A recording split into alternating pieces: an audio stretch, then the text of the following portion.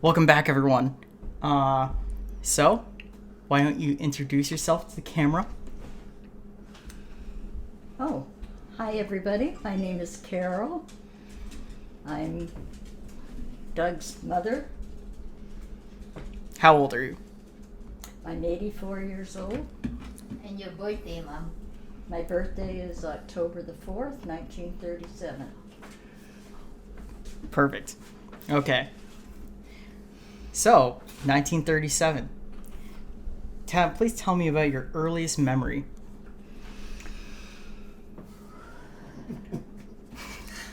Now I'm testing your memory. Now I'm testing your memory. Earliest memory. My earliest memory, 2 days ago. I think, was when I was about 3 or 4 years old. I remember my picture being taken at the in my front yard with my baby carriage and my doll. That's my first memory. Okay. Now I'm Where would that have been? I'm sorry? Where would that have been?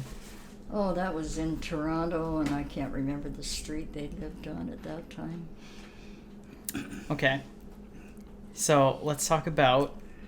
I want to test your memory of your grandmother, and let's see how far back you could reach. My grandma? Yeah, or just try to remember, like, tell us like how far back you could reach, into our family tree, I guess. Start from your mom. Well, I was the very first grandchild in the family. So I remember my grandma, we always went to her house. Oh, I remember, on Saturday nights I would go and stay with them, maybe on weekends, and on Saturday nights we'd sit in the living room, my grandpa and I, and watch the hockey game with Hewitt, whatever, I can't remember his name now. Foster Hewitt. And I remember that every Saturday night. That's what we did at 9 o'clock or whatever time it was.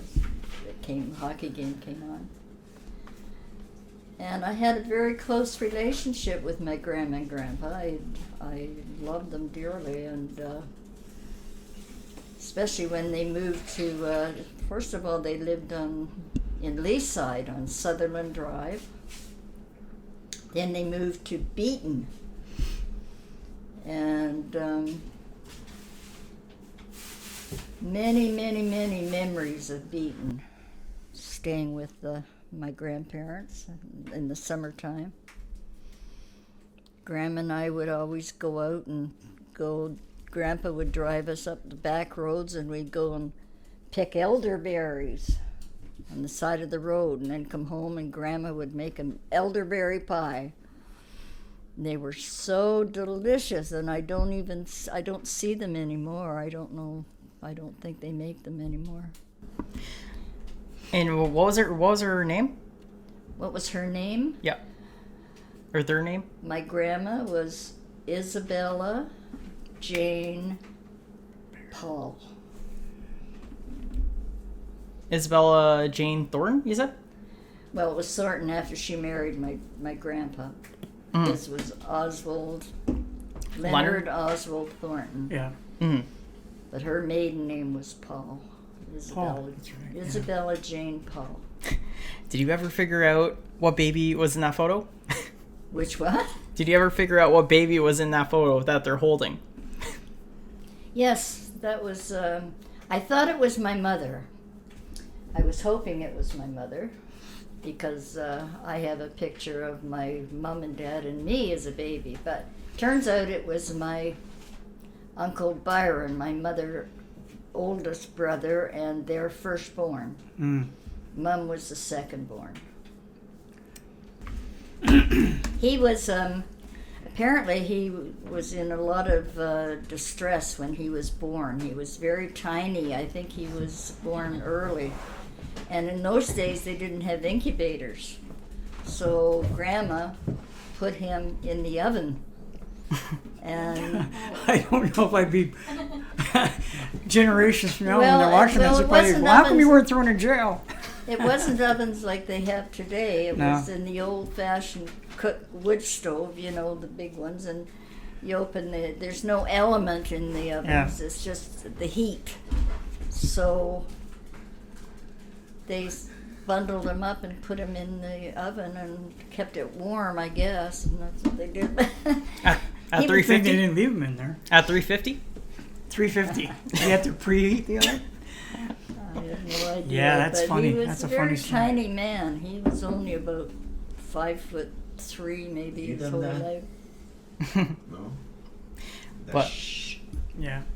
That was here Um, when they bought the house. What school did you go to? Oh, I went to a few schools. I went to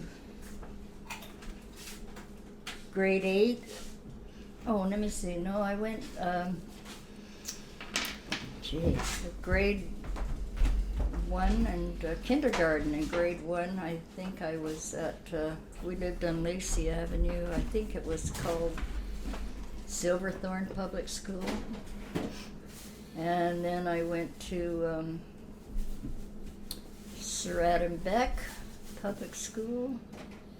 And I went to another school when we lived on Ledbury Road, but I can't remember the name of it, so long ago. I think those were the only 3 I went to. What was your school experience like? Take us through that. Did you get slapped with the stick?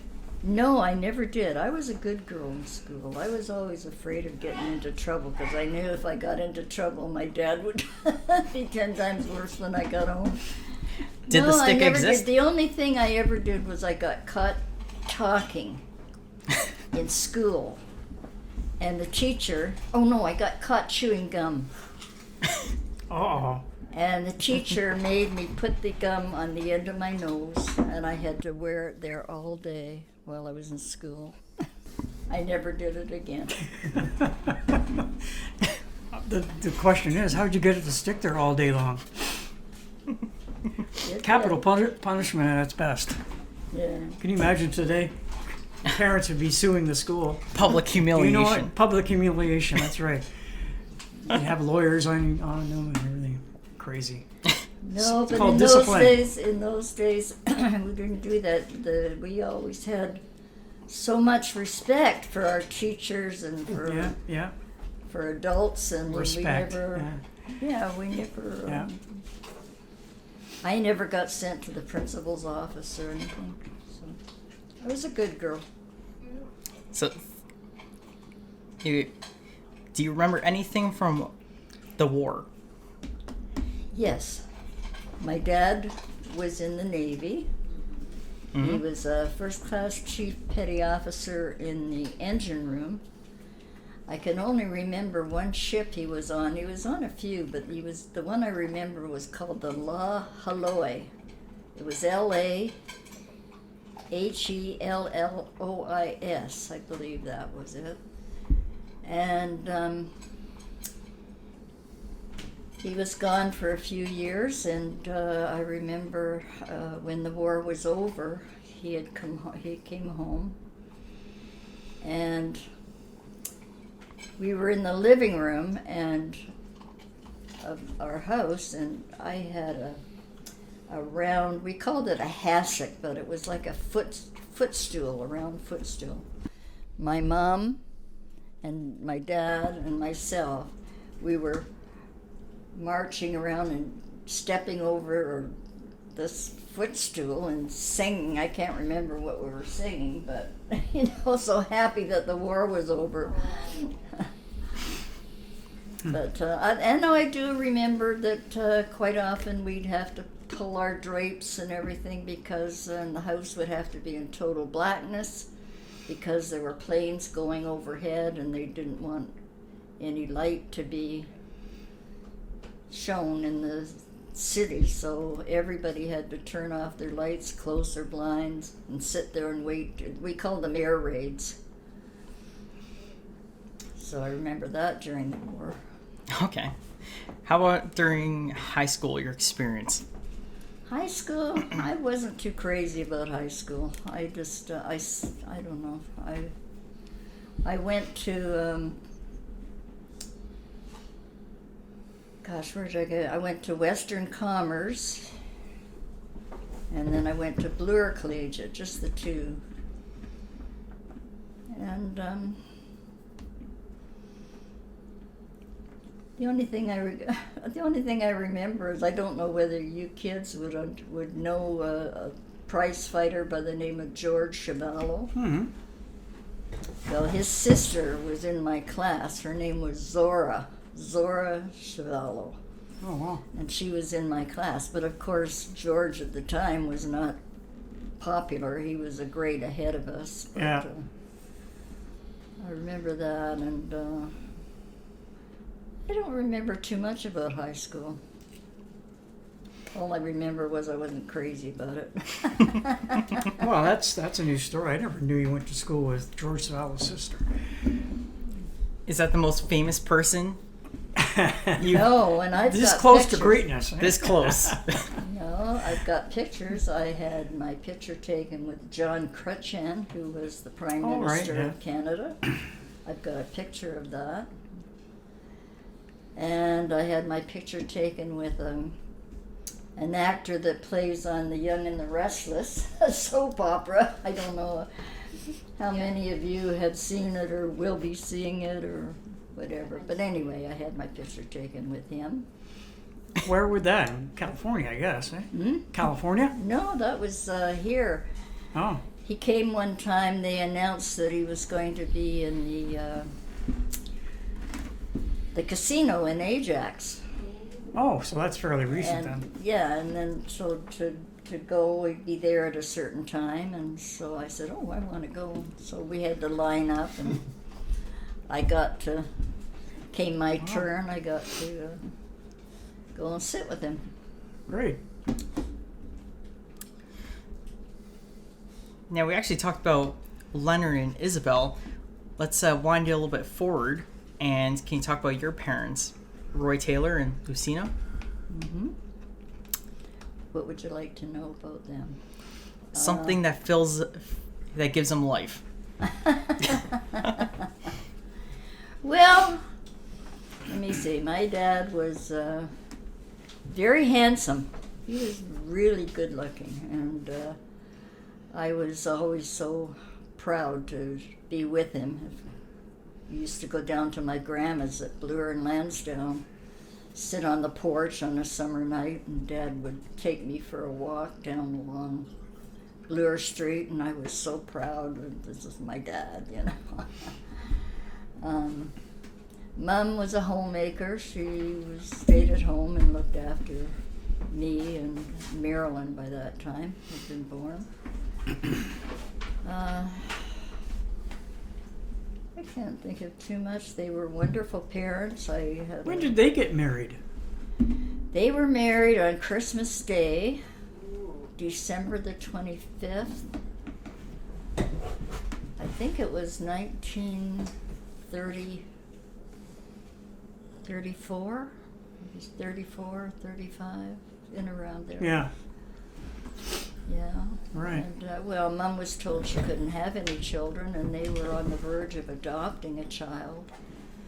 And just before the adoption went through, she found out she was pregnant, so, with me. Yeah. But I had a good childhood, and parents were good. We didn't travel a lot in those days. Mom and Dad were not. They were comfortable, but we always had a nice home and good food on the table, but they weren't wealthy by any means. But Dad would take us on holidays, but it was like camping. We'd camp, or we'd rent a cottage, Yeah. something like that. But yeah, I'm trying to think. Cruising wasn't a big thing in the 50s, I guess. No. Well, you In know, fact, it we wasn't had even a big thing up until probably the 80s. we had a television, you know, set. Not till I was older did we get a television set, but I didn't have one as a kid. We listened to the radio. you know, shows like Inner Sanctum, The Green Hornet, Yeah. Lux Radio Theater. And Yeah. we would sit in the living room, and Mom would be on the Chesterfield, and Dad would be in his chair, and I'd be on the floor with my ear against the radio, listening to all these shows. And I do remember when Dad was in the Navy, though, that he had come home for Christmas. Mom was pregnant with Marilyn and my sister, and we had left our house, Mom and I, because Dad was away, and went down to stay with them. They lived at the time at Bloor and Lansdowne on St. Clarence Avenue. And it was Christmas time, and Dad had come home for Christmas. And Marilyn was supposed to have been born the week of Christmas. In any case, she didn't come. And Dad had to get away to go back to the Navy. And I think he had only been gone maybe one day when Mom woke me up. I was sleeping with her. Woke me up and said the baby was coming, and sure enough, she had Marilyn that night. So Dad, I forget how old she was before Dad even saw her. You know, she was probably, I don't know, she was still a baby, but I don't think maybe she was a year old or so before he saw her. What was your occupation, or your first occupation? My first occupation was when I was 13 years old. My parents had friends. George Ambler, his name was, and he was a CEO of Dominion stores. And I wanted a job so bad. So even though I was just 13, but I wanted to have my own money. And sure enough, he gave me a job. And I worked for Dominion stores. I started out as we called them parcelers, where you just packed the groceries. And then I became a cashier, and I was a cashier for many years until I quit and went to work full time. How much did you make? Oh my goodness. When I was working part-time and going to school, I made $9.95 for Friday night and all day Saturday. And we didn't have a television, and I wanted a television so bad. And my dad kept saying he couldn't afford it. So one day I thought about it, and I thought, well, I make $9.95. I'll give them $5 a week. That's $20 a month, and they can buy a TV, which they did. And it was a 17-inch Admiral. And we were so thrilled that we had a TV, you know, in our house. But I was older then, but I was still going to school. You can watch Milton Berle. Hmm? You could watch Milton Berle. Oh my gosh. Hit Parade, Milton Berle, Arthur Godfrey. Ed Sullivan, all those shows. Yeah. Why, you couldn't just go on the internet? Yeah, the internet. We didn't have any of that. We didn't have cell phones and internet. Yeah. And we had a good time because we were outside all the time. We just played outside with all our friends. We played hide and seek and Yeah. I don't know, played baseball and just go into a field and Things that kids don't do today. a bunch of kids. Watching their damn phone all day long. What? So you left the Dominion. You went to the Star. I went to work at the Toronto Daily So how did Star. that all happen? Well, it was really strange. My girlfriend Donna, her and I had been friends for years since we were just little kids, and one day we decided that we wanted to get a full-time job. So we jumped on a streetcar and we went downtown, and she went to the Bell Canada and I went to the Toronto Star, and we both got a job. It was easy in those days. It wasn't like today, but it was really easy. So I went to work there, and I walked in my first day of working. I walked into the to the office, and oh my gosh, who should be there but another girlfriend of mine called Bernice. And Bernice and I had been friends, the same thing, really for years. Bernice was actually she was closer to me than Donna, and I met her long before Donna. But she was working there, and we were so shocked, I said, Pat and Carole, Anyway, I worked there, and then I got transferred to, that was what we called the addressograph department, where we had machines, and another machine that would type the name and address of a person that's taken the newspaper, and it would be on a metal plate, and then it would slide into another metal square thing, and then Pat would put it through this machine, and it would come out where the labels would all be printed with their name. And then I got transferred to it was the circulation department. Then I got transferred to another. They opened up a new division called magazine department, and I worked there right up until, when did I leave? I guess I left there just before, when I got pregnant with David. I think that's when I got pregnant with David. So that was, actually, talk about what came about going to California. That's when you left the Star, I guess, for that trip, or did you already quit? No, I had already quit. And we were living on Poplar Road at that time. You were about 6 or going on 7, and David was, I think, 6 or 7 months old. Right. When we left for California. Yeah, probably 5 or 6 for me, because we left it. We went in '63. I was born in '57, right? Yeah, 6. you were 6. Yeah. Yeah. So how'd that all happen? Well, we were sitting in our kitchen, excuse me, on Poplar Road, and we were it was the last 2 weeks in July, and we were on holiday, and it rained every single day, and we were so fed up with the weather. So one day we just clear blue, we said, let's go down to the consulate in Toronto and find out about California.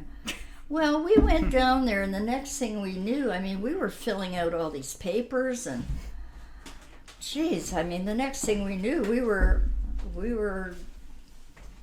ready to go. We had all the things they did for us. We had to be, looked at by the Royal Canadian Mounted Police, by the police department, make sure we didn't have any record, all that kind of stuff, and we had to have enough money to last a year because we couldn't go on any substance programs in the States. We just had to survive on our own, which we did. So that was in 1963. Were you the one filming those videos, holding the camera in those old videos? She doesn't know about the going down to California. I've got the... Oh, probably. Well, I don't know. Maybe I did on some. And assuming Dad was driving, you were taking them. Yeah. A lot of times I was taking them in the car. Yeah. So anyway, you got your paperwork all straightened out. Everything was fine, and then... Yes, and the thing was, one day I had a neighbor by the name of Chris, and one day she called me and she said, "Can you come over for coffee?" And I said, "Sure, why?" And she said, "Well, there's a lady here by the name of Ethel, and she used to live in that white house across the road from you. But her and her husband moved to California. So she said, I thought you might be interested in meeting her." So I did, and it was really interesting. They lived in Thousand Oaks in California, and she said, "If you're up in this area," she said, "be sure and come and see me." So we landed in San Diego on Mission Bay, and we had pulled a trailer, so we had our trailer we were staying in, and I remember sitting on the beach, and I was so homesick. I guess we'd been there maybe a week, and I was so homesick, and I said, "Let's go up the coast and visit Ethel, and just for something to do." So we did, and we got up to her place, and oh my gosh, she had just separated from her husband. She had this big house, and she asked us if we wanted to come and live with her or stay with her till we got settled and whatever. So we said, "Oh, great." So back down to San Diego, picked up all our stuff and moved it up and moved in with her. And that was pretty interesting.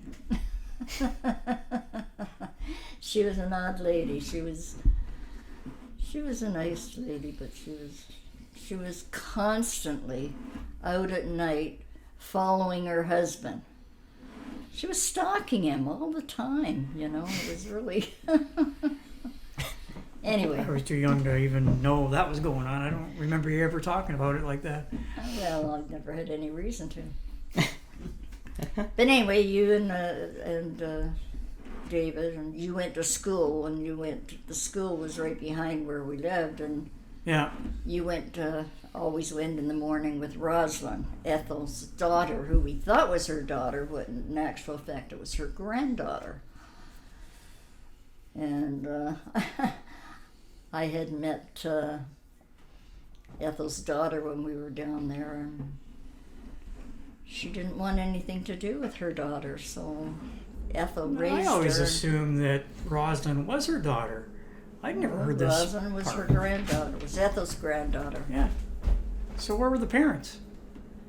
Well, her daughter, and I don't know who the father was, but she always had boyfriends, and she always had, I don't know, she just wasn't interested in taking her daughter. And of course, Rosalind had been told all her life that Ethel was her mother, so oh Jesus, they didn't change that. Yeah. They may have later years. I have no idea. So they had the school was right in behind their house. Uh-huh. So it got me enrolled in that school. I guess Yeah. that would have been grade 2. I would have been 7 years old. No, 7 years old. You're probably grade 1 or 2, I guess. Yeah. I can't remember, but the thing about it was that's when Kennedy. I was in that school not very long, and that's when Kennedy was assassinated. That's right. November 22nd, 1963. And I remember that day like it was yesterday, even for young, because the school had an intercom system. I remember coming over the intercom, and I remember the teacher started to cry, and of course they let everybody out of school. And that was on a Friday or a Thursday, so we didn't have to go to school till after the funeral. Yeah, I remember it too, because we were sitting in the living room and it came over the news on the radio or the TV. I can't remember whether she had a TV or maybe she did. Anyway, yeah, it came over and we were so shocked. And your dad was in an office, an employment office, about a job. Trying to get a job, And he said, oh my gosh, he said, all of a sudden everybody's screaming and everybody's going down the hall crying and what the heck's going on? President Kennedy's just been shot, and, you know. So he said that was it for the day. Nobody worked, so Yeah. yeah. I remember that very well too. Yeah. Well, you went to college. Did you go to college? No, You didn't go to college. I didn't. Okay. Or university. Okay. Who is your worst child? Who was my worst child? I'm joking. I'm joking. Tell us some stories about your kids. Oh well, David was. He wasn't bad. He was just adventurous, and he was always in trouble. But he had the most infectious laugh of anybody. And I mean, he'd start to laugh, and everybody would be laughing because then you'd forget why he was in trouble. We were laughing so hard. He was. Doug was always no trouble at all. Absolutely no trouble at all. We'd go visiting our friends and we'd take the playpen with us, and at night when he used to love these little model cars. We'd take 2 or 3 of them with us, and he'd sit on the floor and play with the cars, and then when it was time to go to bed, I'd put him in the playpen and went to sleep, wake him up when we were ready to come home. But it was no trouble. And his room, he and Dave used to get into a lot of fights because Doug was always a place for everything and everything in its place. Very neat, tidy. David was just the opposite. And David was always getting into his things, so they used to fight a lot over that. He used to sell a lot of things too, didn't he? Hmm? He used to sell a lot of things, didn't he? Oh, he did. Yes. Gosh, we had a party one night, and in those days we had like a console, and it had a radio, record player. I don't know whether it had CDs in those days. No. I can't remember. It was I guess a not. 8-track. I think it was just the. You're talking about the 8-track that he sold for a surfboard?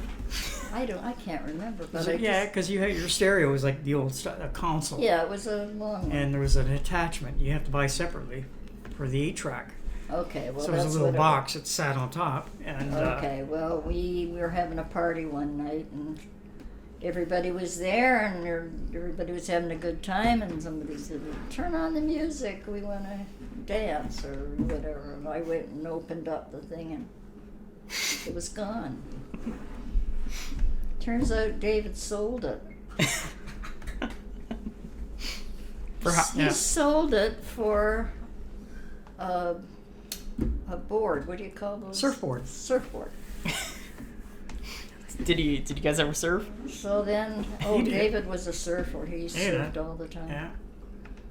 Oh, I can go into so many stories, but I know you don't have the time for all that. But, yeah, so Dave was always in trouble. And David was little. He was a tiny little guy. And, of course, Cheryl was a fair size, and they used to think that David was the baby brother, and instead it was her big brother. Yeah. He was so tiny, and I had a picture of him at one time. He got wanted on the football team, and he was down on one knee with his hand on the ball, or on the football, and he had all his gear on it, and you could barely see him because he was so tiny, and he had all this gear Just on. a helmet and pads. That's all you saw. He was so tiny. But he used to play baseball, and he was good at baseball. He used to play catcher, and he got the nickname of Rocky. So he was called It was the same Rocky. thing with the catcher. It was the chest protector and the helmet. Yeah, The same thing. He was all chest protector. yeah.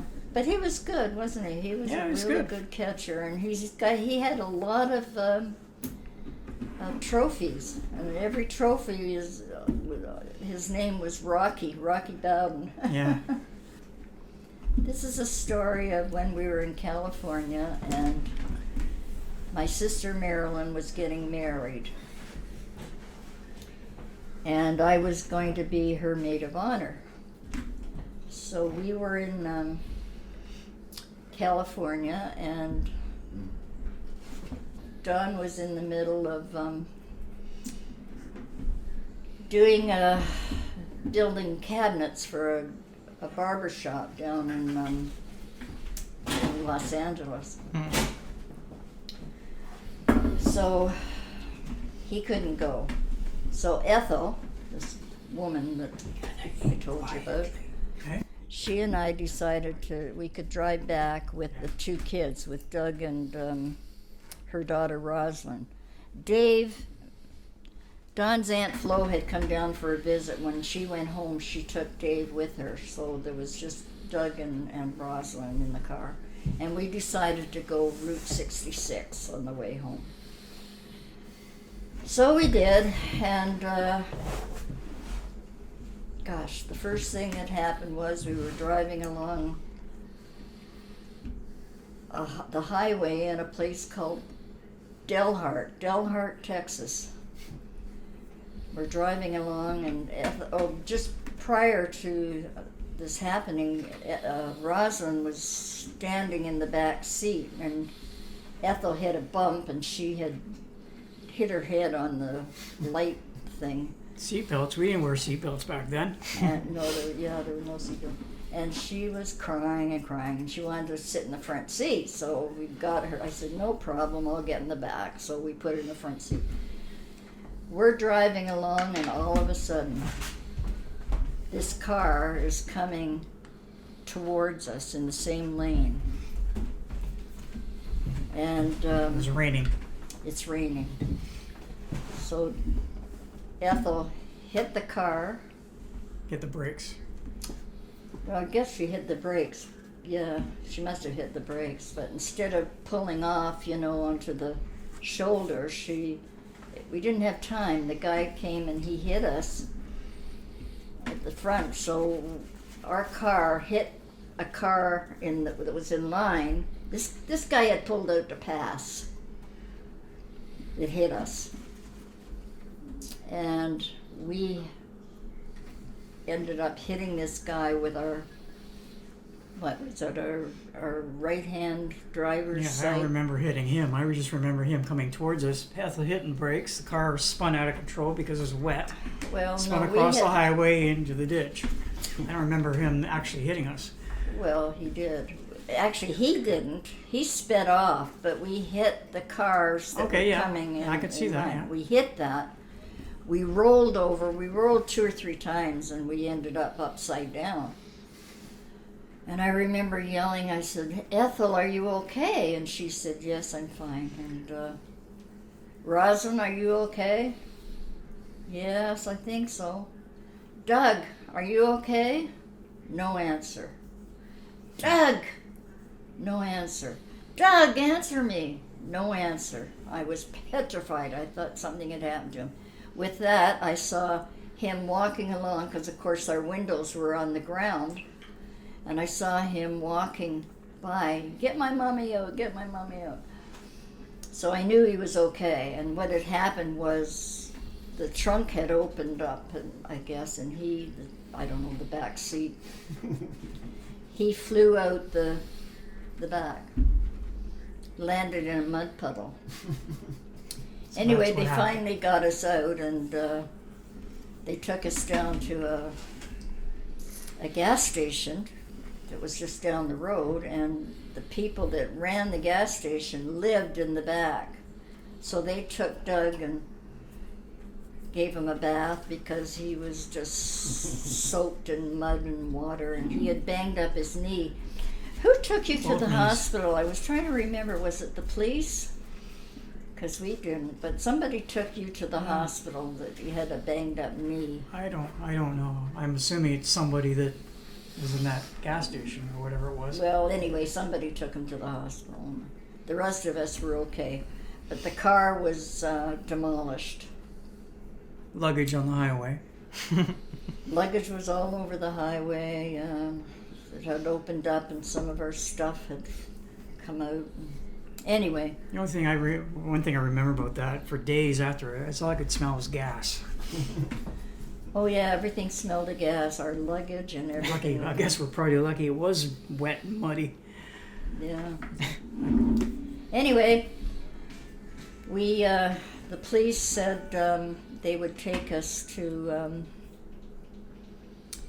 a hotel or a motel for the night, and we had to get in touch with Ethel's husband because he owned the car she was in, and he had the insurance and everything. So she had to get in a hold of him to get the insurance so that we could get on our way. And so anyway, we ended up having to buy another car to finish our trip. So I think one of the insurance agents said he would help us. So he took us to a car lot, and it was called Faith Motors. And when we found this car that seemed to be okay, it was in our price range, but that had gears were on the floor, 4 on the floor or 3 on the floor or whatever. And I was used to the gear shift on a steering wheel, which we had in those days. So I said, well, I can't drive that car. And they said, oh, don't worry about it. We'll fix it for you so that it's on the steering column. Oh, great. Anyway, we took off. We bought the car, took off from there. The first thing that happened not too far was the battery died. So I had to go and buy a new battery. Okay, that's fine. And of course, by this time, Ethel is absolutely gone. She would not drive a car again. She was petrified. So I had to do all the driving. So anyway, that was the first thing. The next thing was we got a flat tire. And we were on a highway. I have no idea where it was, but it was, by this time it's the middle of the night. Pitch black out. And I said, I don't know how to change a tire, you know. So I said, I'm going to have to get out and hitchhike. And so I did, and I was really scared, you know. But anyway, this car stopped. But instead of pulling up to where I was standing, he went quite a bit ahead of where I was, and he just sat there. He didn't get out of the car. I thought, oh, this is weird. So anyway, I went up to the car, and first of all, I went back to our car, and I said to Ethel, write down that license number, and if I don't come back, you can call the police. Smart. So anyway, she did, and I went up to the car, and I said, the guy said, what's the matter? I said, I got a flat tire, and I think I need a new tire. And he said, well, get in the car, I'll drive you down to a place just down the road here where they're open all night, and I can maybe get somebody to fix your tire. So I got in, and when I got in, I heard all this noise from a CB radio in his car. And I said something to him about, is this a CB radio or something? Because that's what Norm was, Ethel's husband. He had a CB. Anyway, he says, no, ma'am. He says, I'm the deputy sheriff of this county. And I said, oh my gosh. I said, why didn't you tell me that? I said, I was scared stiff. And he said, well, we've been having a lot of problems here lately where women flag down a car on the highway, and the guy jumps out to help them, and when they do, 3 or 4 guys jump him and steal his wallet and his car and all that. So he said, we're pretty careful about seeing a woman by herself, you know, hitchhiking. Anyway, he got me to the place, and the guy there came back with me, changed the tire, and we headed on our way again. The next thing was we decided to stop for a coffee, It was still, late at night. We stopped in a restaurant. And the kids were asleep in the back, so we got into the restaurant and had a coffee and came out, and I started the car, went to put it into first gear. The gear shift fell off. Whole thing fell off into my hand. Oh my God, what do I do now? So I got out, I lifted up the hood, and two guys came out from the restaurant and they said, "Are you having a problem?" And I said, "Yes." I said, "My gear shifted." I told them the story. Anyway, they said, let us go and get some tools and we'll do what we can for you until you get to the next city where you can take it in.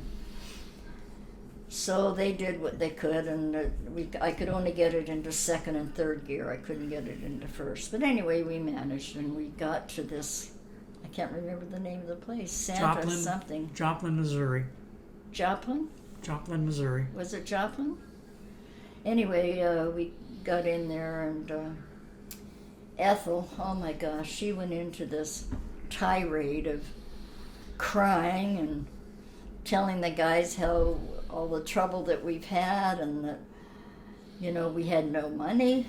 We wanted to get a tire, have them charge it up as a tire and put it on our credit card. Nobody in Canada would do it, or in US would do it. So anyway, I don't know how much money we had between us. I think we might have had, I don't know, $50, $75 maybe, I'm not sure. In any case, the guy took it in and he said, "Okay, we'll fix it for you." And I said, well, I was scared because I didn't have very much money. And I asked him, I said, "About how much would it be?" And he said, I think at the time he said it would be about $500 or something. And I said, "Oh my gosh, I don't have that. I've only got so much." Anyway, he came back out. And he charged us exactly what I had. And so I had to go from there to Canada with no money. Anyway, I think I had what did I have? I might have had $2 or $1 or something like that. Anyway, we got to the Canadian border before that. Anyway, we got to the Canadian border, and I'll be darned if it was a toll bridge to get into Canada. So it was like whatever money we had between us at that time, that was it. So we got in, had to go into customs on the Canadian side, and again, Ethel's going in her tirade and how bad everything was, and poor guy, he said, "Hang on, I'll see what I can do for you." So he comes back and he says, "Okay, I've arranged it." He says, "Go down here to that service station on whatever," and he said, "He'll give you some cash." Okay, that's great. So that's what we did, and headed into Toronto, and we, the darn air conditioner, this was in June, and I guess we had had the air conditioner on. Do you think I could get it turned off? It would not turn off. And I drove from, where would we have crossed? I'm not sure whether Detroit. we crossed it. Anyway. Kingston? No. Doesn't Detroit. matter. Detroit, yeah, I guess that's where we crossed. From Detroit to Mom's house on, to Victoria Park in Lawrence. Ethel kept putting a big blanket around my legs because my legs were freezing, and I had one foot on the dimmer switch and the other foot on the gas.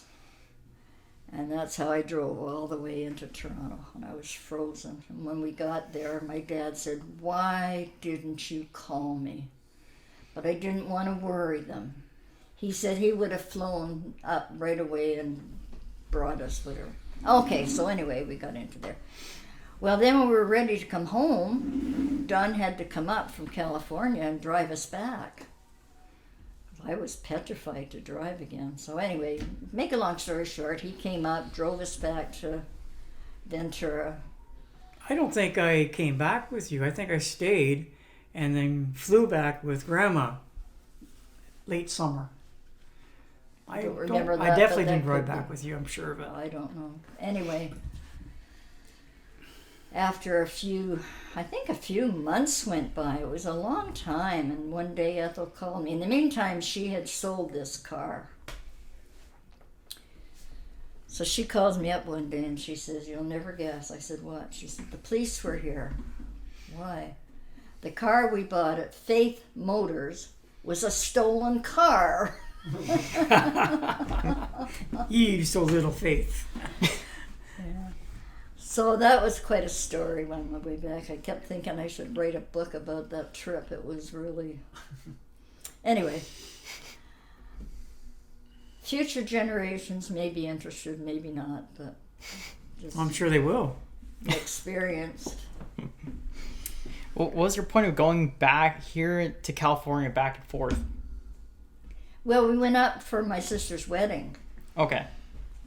and I mean, we had a house in Ventura that we were renting, and Don was working, and yeah, so we were never intended to come back for good. We didn't come back for good until 1980.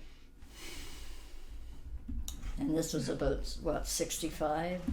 64. That's when Marilyn was married, wasn't it? 64?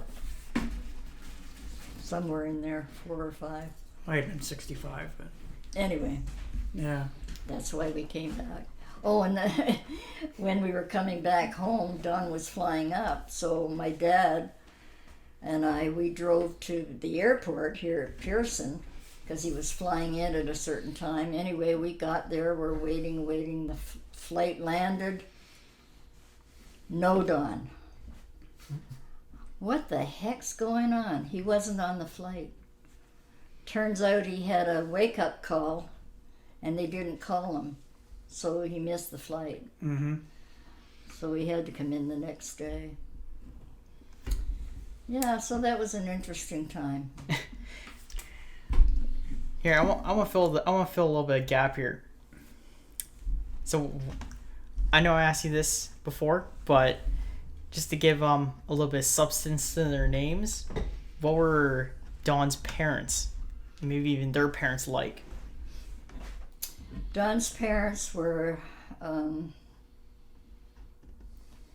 Jessie. Her maiden name was Klinkenbrunner. Klinkenbrunner was on your side, wasn't it? No, That was, it was yeah, it was Roy's mother. well, that's what he's asking me for now. Oh, I thought you Don's were side. No, I'm talking about Ralph and talking about Ralph and Ralph Margaret. Yeah, that's Don's father, Ralph, and Marie, Margaret. Marguerite. Yeah, Marguerite, yeah. yeah. Yeah. So what were those two like?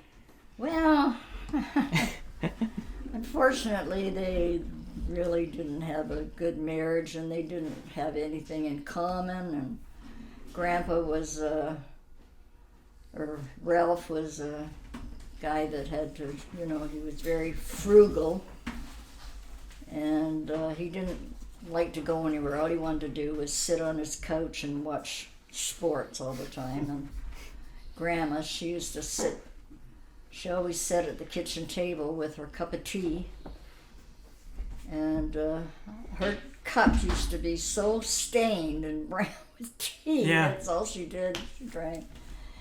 And I remember them going on a couple of I remember just one trip to Florida, and they took Aunt Flo with them, who was his mother's sister, and she was miserable, and her and Ralph did not get along at all. They hated each other, so it was a miserable trip for them. And I remember they went to one movie, and all the time I knew them, they only went to one movie together. And Ralph, he had his sister and her husband lived up the street from him. Her name was Uncle Hal and Annie Reen. And according to Don's mother, they babied him so much. They called him Ralphie. And he used to always go up to their house all the time. And Grandma's, or Don's mother said it was awful. They would baby him and they wouldn't, I don't know, they just spoiled him, to death. So. And Ralph's father, do you remember William Henry Bowden? No, I never knew him. Okay. They were from Newfoundland, eh? His dad was from Newfoundland. Yeah. Okay. Well, let's end it here for now. Yes. For first episode.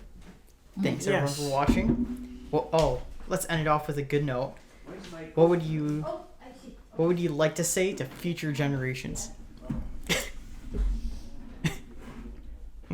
Well, I guess I hope you enjoy this and that you get a little bit of insight into some of your ancestors and what life was like in those days, and because it was quite a bit different than it is now, and will be a lot more different when my great-grandsons like Hayes and Hayden, when they grow up, they'll have, hopefully be interested in seeing this. Well, you're in a very... I think it's going to be amazing if those kids grow up and then they, thanks to Roy, taking the movies, which we're going to watch in a little bit. Can you imagine, 20 years down the road, when those kids are mature and having families of their own and be able to see, their ancestors? Well, sure. I mean, what I wouldn't give right now to see my grandparents' parents, or even hear whether they had, what they were doing, and any siblings they had. But we never asked questions like that. Yeah. Whereas nowadays, You never think of it, but if they see that, they'll go, Yeah. who's that? And they'll get Oh, interested. yeah, like I think even Devin and your group, your age group, and the grandchildren of mine, none of them seemed to be really interested, except Lindy. Lindy was always asking me questions about, what I did and who parents were and all that she always did, and she was always going through all my pictures, and Yeah. so, but nobody else seemed to be really interested. And I guess maybe I wasn't either when I was a kid, because I never asked my family and my grandparents any questions, and now I wish I had. So I never knew their parents or whether they had siblings. I don't know. Yeah. Well, I feel that, it's good to, learn about the past, but it's also, how they could help themselves in their positions. So, I'm 22, or I'm turning 22. Mm-hmm. Yeah. Yeah. What were you guys like at 22? Exactly. Well, I How was did you guys married handle with it? your dad. Yeah. Your dad was 2 years old when I Yeah. was 22. Yeah. I had him when I was 20. I guess All right. I'm a little behind on that. But thanks, everyone, for watching. Yeah. Till next time.